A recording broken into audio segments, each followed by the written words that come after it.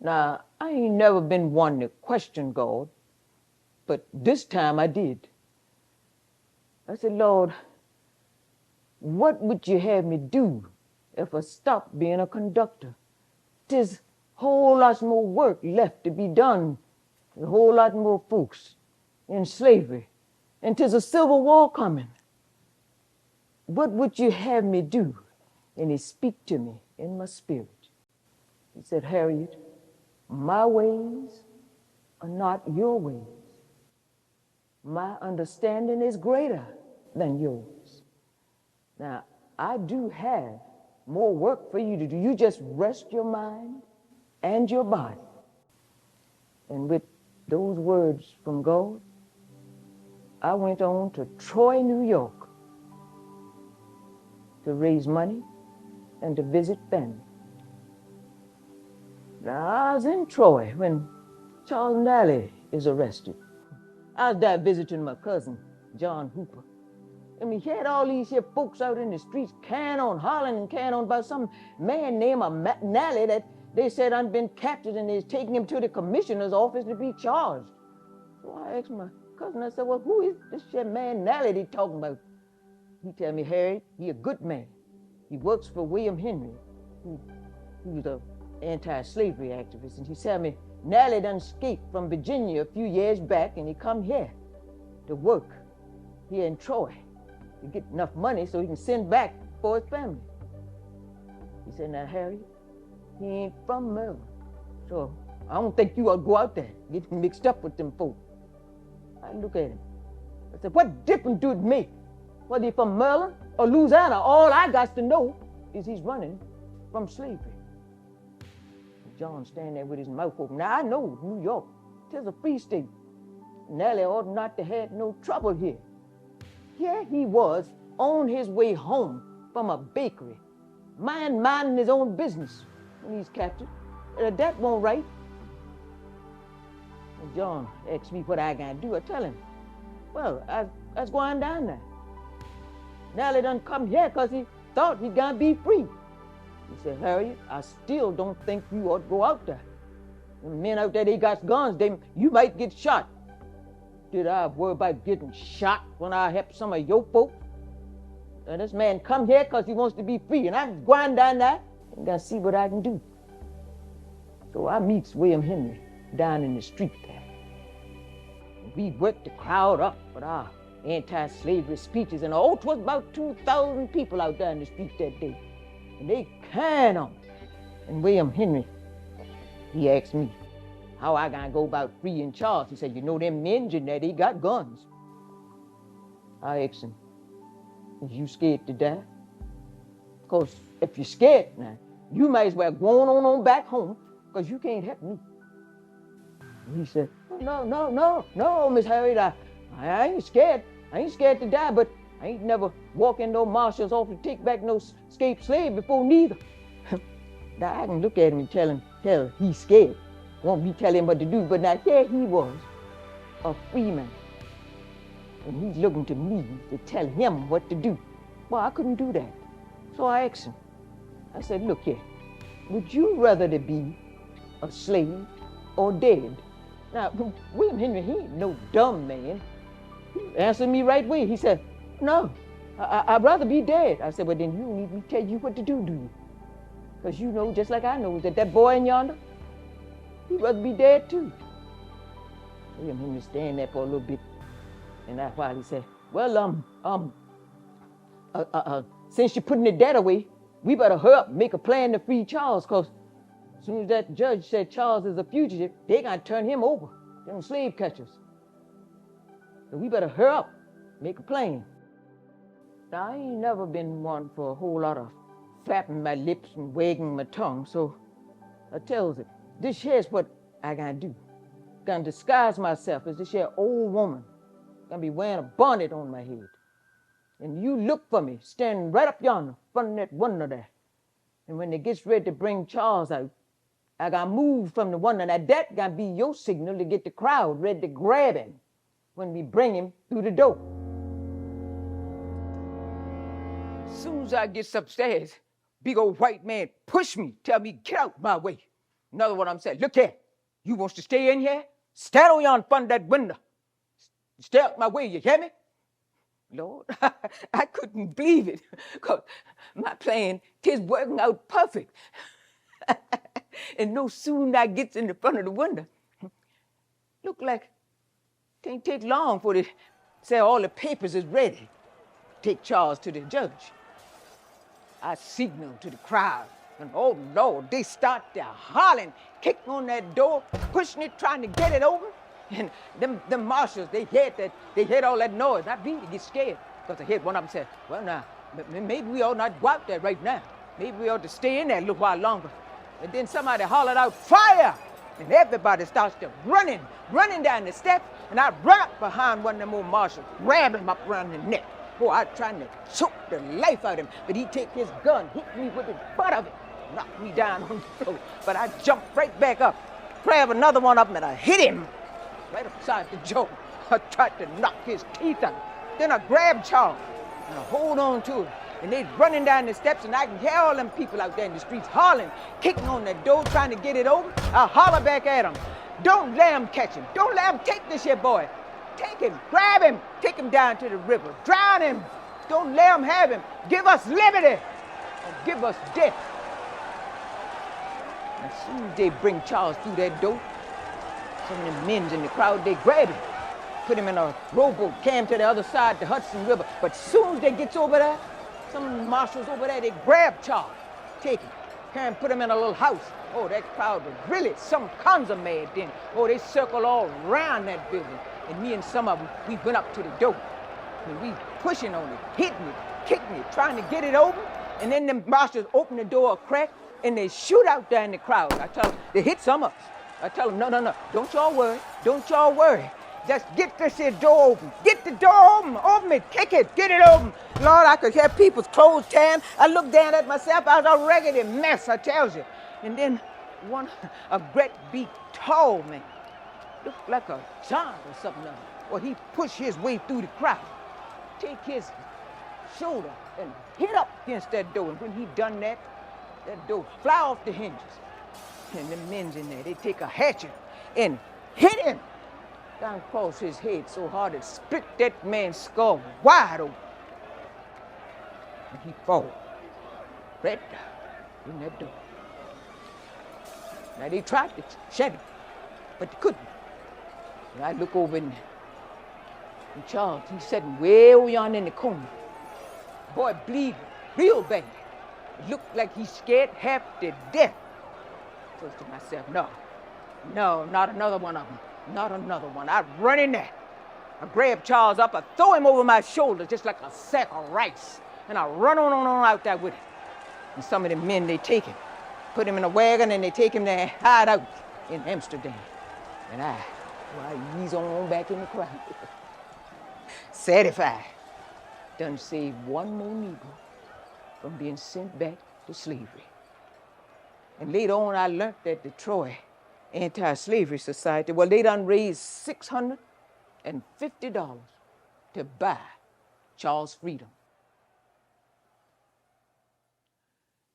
Now that my conducting days is over, I know that I had to find something else to do with myself, because just taking care of mom and daddy and making my speeches, that won't gonna be enough to keep my mind off of all them folks that's still enslaved. I know I was gonna have to find something else. And Lord, when the news that the Union Army done take Fort Walker reached me, Lord, I net about jump all the way to heaven. And General Sherman, now, he put out a request for teachers and agents to take over the plantation, manage the slaves, and oversee the picking of the cotton. Well, I see it as God's way of telling me to join the army and fight on the Union side. Now, all them Northerners, oh, they real excited, joyful about the victory. But I won't. I ain't see nothing to be joyful about, because my people, they still want freedom. Night before, about 10,000 of them done went to bed as slaves, and by 2 o'clock the next day, they'd been called something else. You see, now, what that didn't troops call them? Contraband of war. I ain't know what that mean, but what I know was, my people need me. You see, all their life, somebody done tell them what to do, when to do, where to do, how to do.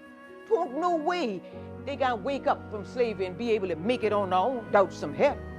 Now, Frederick Douglass, now he wants to see the so-called contraband join the army, fight on the Union side. Well, I agree with him, but I don't know about Abraham Lincoln. I believe he might have had other ideas. But you see, I don't believe he all that particular about arming no Negroes, especially after they done been treated so poor in slavery by white men. He might have thought, I reckon, that they weren't gonna be able to tell the difference between a Union soldier and a Confederate one. Now, Frederick and I both know that we had to act fast, because if Abraham Lincoln can settle his differences with them southern states without freeing them slaves, he's gonna do that. Both of us know that the cry ought to be down with treason, down with slavery, the cause for the treason. Now, some of my friends ask me, Harriet, how in the world is you gonna make it down south? You can't read and write. You don't know nothing about no cotton. They tried their best to get me not to go down there, but all y'all that know me know that them words, they just fall on deaf ears. I went by everywhere asking folks for money to support my family and my connections to get me down south. You see, I figured what I had to do down there couldn't have been no harder than what I done past 10, 12 years on the eastern shore of Maryland, walking through the backwoods and the swamplands, bringing slaves to freedom. And my connections now, they finally pay off when I was introduced to the governor of Massachusetts. And he signed for me to be a spy, scout, intelligence gatherer, and a warrior. And my orders, days for me to go to New York, board the Atlantic steamer. And from there, I was to sail under the direction of Colonel Francis to Beaufort, South Carolina. So I goes to New York, gets to the steamer on time. I'm ready to go. Then they tell me they ain't letting no Negroes go down south right then, not unless they's going as a servant to an officer or something. So they tell me there's one staying at a hotel down there on Broadway. So I goes to the hotel, and as soon as I walk in there, all them folks in the lobby turned around, looking at me just like I was some kind of animal in the zoo or something. I ain't paid them no mind, just walked right straight on up to the desk, asked for the officer, then I takes a seat right there. That wireless here, tall white man comes strutting up to me. He walked like he's the most important thing on the earth. Run his eyes all over me, looking me all up and down. Then he said, I reckon you young enough. Then that man twirl around on his heel and strut on away from me. Now, y'all know I was some kinds of mad then. Now he strut like a gentleman, walk, talk like a gentleman, dress like a gentleman. I reckon he was a gentleman in his mind. But who he think he is? Running his eyes all over me, looking me all up and down like his servant or something other. I ain't his servant, ain't nobody's servant but God's. I mix up my mind right then. I ain't going nowhere with that man. I picks up my stuff, walk out that lobby, and I ain't seen him or the quartermaster yet. I found a way to get my own self to Beaufort, South Carolina. I arrived there with my dignity intact in the spring of 1862. Now, when I first reached South Carolina, I still a wanted woman, had a bounty on my head. All my family thought I done gone clean crazy, going down in the heart of the Confederacy like that. And Colonel Higginson, Lord, he thought for sure I gotta be caught, burnt alive, something of it. I won't scared of no death or getting caught or nothing like that, because I know God gonna take care of me till he's ready for me. And when he call me, then I'll be ready to go. But I should have known, though, that something won't right, because when I first get there, They tell me I gotta be in charge of some kind of clearing house, passing out food and clothes to all of the Negroes on the mainland and the island instead of being a spy and a soldier like I signed up to be.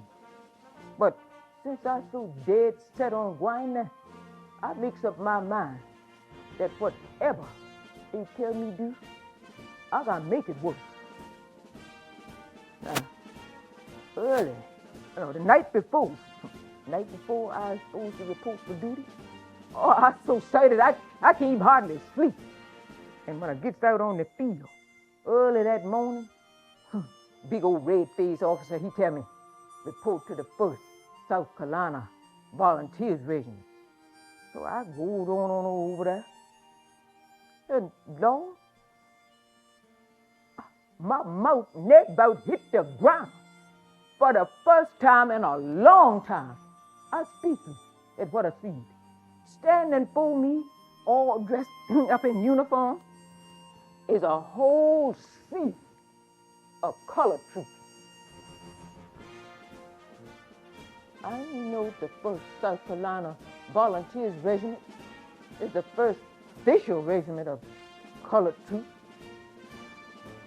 So I goes on over there, and they see me, some of them waving to me. A whole lot of them boys there now, I know. Some of them I done rescued, some of them done worked with me on the railroad. They smiling at me, tipping their hats to me, and some of them calling me General and Moses. I tell them, no, ain't none of that. I was just a soldier. But one of them boys died. He keep on calling me General. So I pulled him to the side and I said, look here, you want me to be killed or what? He said, no, Moses, I don't want you killed. I said, well, then you better stop that calling me General. Can't you see? Every time you say that, it makes these here folks mad. Now, they might be abolitionists and fighting on the Union side, but they still white men that sees us as lower than them. Now, I believe Abraham Lincoln intentionally put them in charge of these here colored troops. Now, one day I was working in the nursery, and one of the soldiers come up to tell me, General Hunter wants to see me. Thought to myself, Lord have mercy, what in the world done now to get in trouble with the general?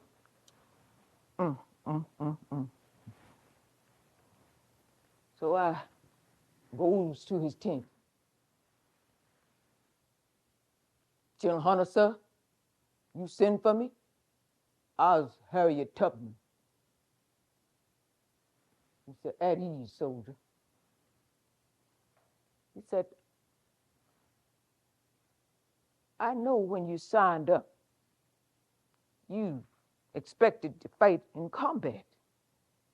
But some of my senior officers, they're telling me that you're not satisfied with your cooking, nursing, and laundry duties. Is that right? I tell him, General Hunter, sir, I ain't got to tell you no lie. I signed up to spy on them Rebs and to help you with them contraband slaves. But look to me like all your officers wants me to do is cook, nurse, and wash clothes.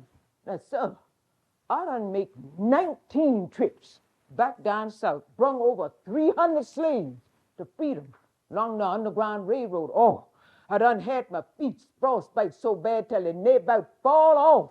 Done run so close to slave catchers that's trying to catch me till I could smell them. So I know I can be a help, more help to the Union Army. I knows I can. And he said, but this is South Carolina's Sea Island. Things are different down here. They're not like they are in Maryland. Everything is different. And you stick out like a sore thumb everywhere you go. Down here, like I tell you, everything different. Field slaves, they don't trust house slaves. House slaves don't trust field slaves. And since you don't speak Gullah, well, they're not going to trust you either. Trust? They ain't gonna trust me? Well, how about you, General Hunter, Colonel Higginson, and Colonel Saxon?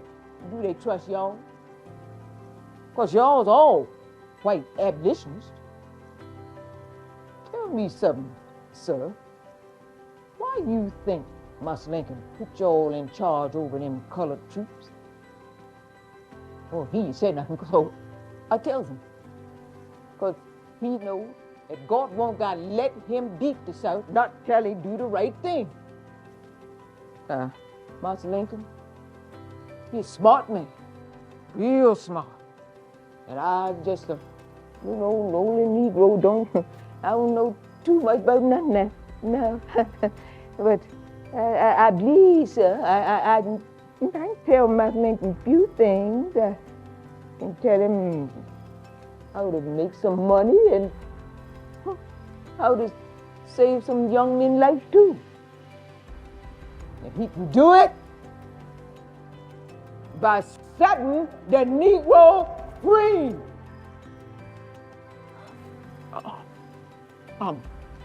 General Hunter, sir, permission to speak. At ease, Harriet. Sir, how is you gonna know what I can do if you don't never give me a chance? And he said, now that's what I called you up here for, Harriet.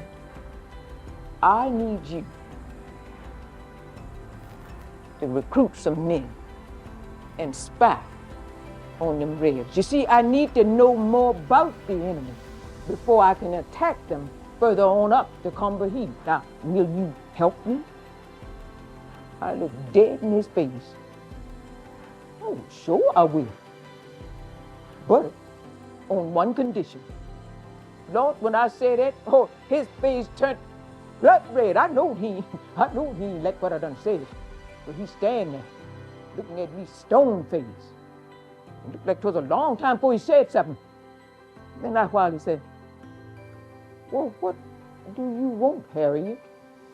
So I tells him, I wants him to make Colonel James Montgomery commander of the raid.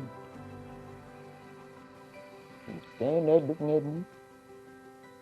After a while he said, well, all right, I'll contact Colonel Montgomery.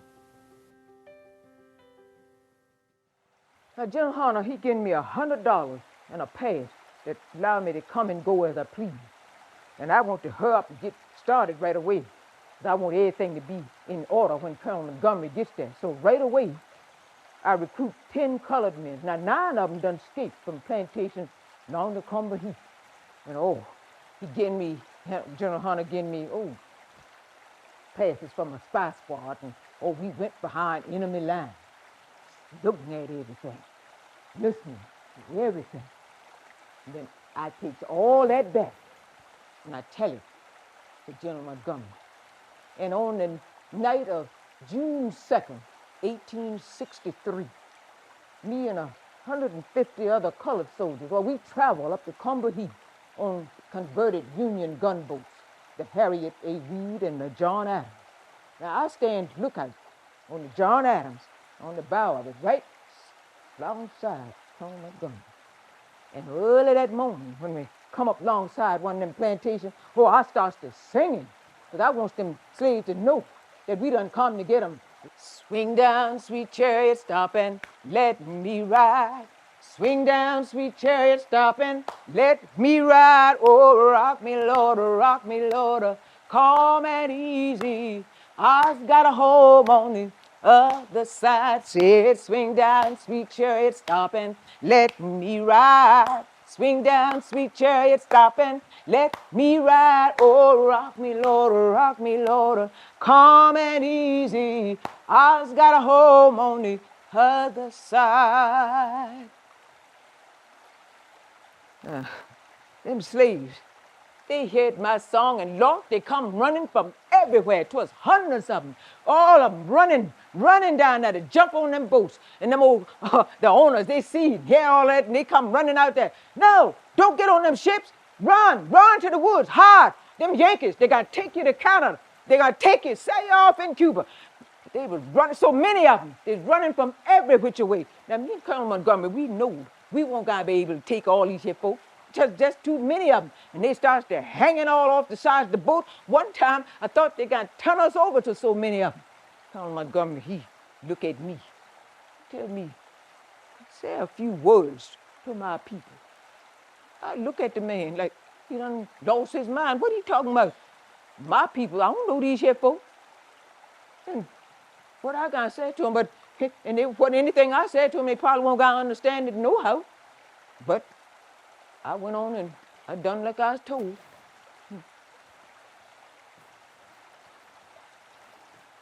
I step on out the boat and I ain't know what to say, so I just stand there.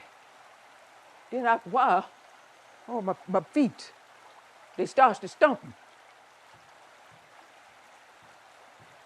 Then these here words come out. Run long, run long. Don't be long. Uncle Sam got enough money. Buy us all a farm. Run along now, run along. Don't be fooled. Uncle Sam got enough money, rich enough to send us all to school. Run along, children. Don't be long. Uncle Sam got enough money to buy us all a farm.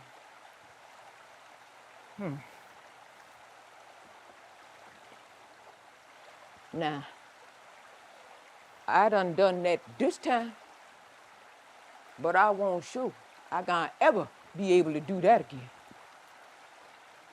And them folks, they still running down to their boats, but we know we won't gonna be able to carry all of them with us. So after a while though, they turned loose, and we move on. But y'all know one thing. The saddest part about that raid was to see so many souls come so close to freedom and they still couldn't get it. They come this close. This close. Now, the Combahee River raid, by all accounts, was a great success. And I was proud to be a colored woman fighting in the Civil War. Now, after the war, I stayed on in South Carolina for about another year or so, doing nursing and other military duties, you know. And I was at Fort Wagner when the Massachusetts 54th Regiment, they led by a white soldier named Robert Shaw. I was there when they stormed that fort on Morris Island, near Charleston. Now, me and some of my men come along there to help bury the dead after the battle is lost. Now, I know for sure we buried Officer Shaw right along with his men. So when his daddy come ask for his son's body, Confederate officer tell him, I reckon we bury him right along with his niggers. Y'all know one thing.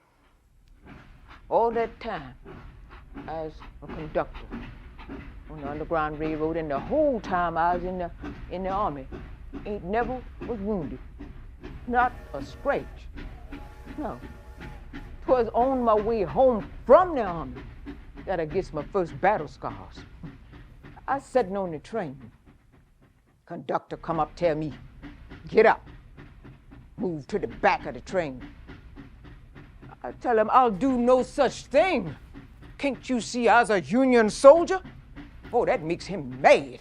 Oh, he grabs me, gonna pull me up out the seat. I grab onto the seat, stiff up just like a board. Take your hands off me. Unhand me, man. Can't you see I was a soldier? Get your hands off me. Oh, I know he's surprised as shit. Little woman got so much strength in her. Your hands off me. I created a great big ruckus in that train that day. But after a while, though, he gets the best of me. He breaks my arm. Then he threw me back up in the baggage car.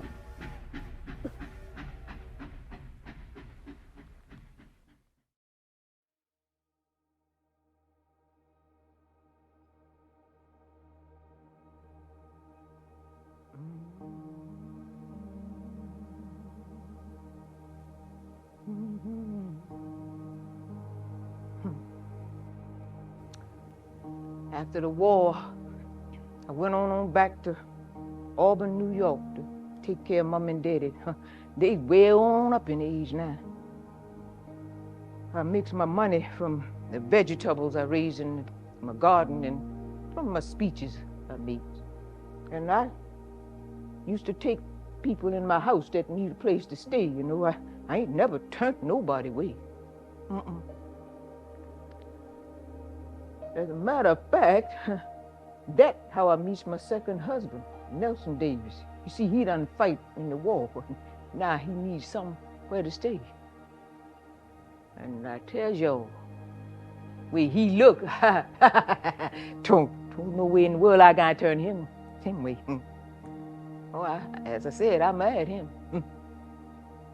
And when he died, I get $8 a month from the Veteran Widows Pension Fund. It take me there about 30 years to get a pension from my own service. And I was popular, though, on the speaking circuit. Yeah. I spoke at the first annual meeting of the National Association of Colored Women. It was a white woman writer, too. She wrote a book about me.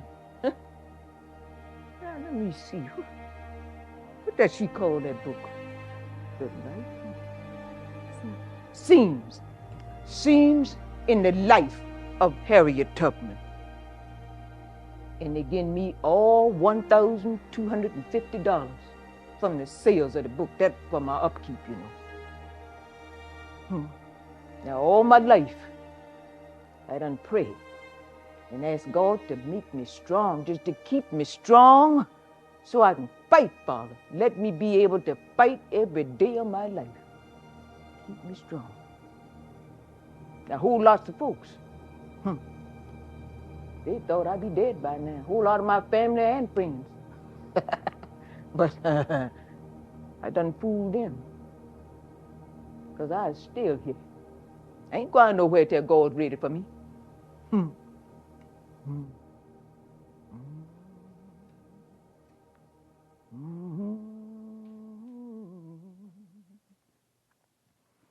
Soon I will be done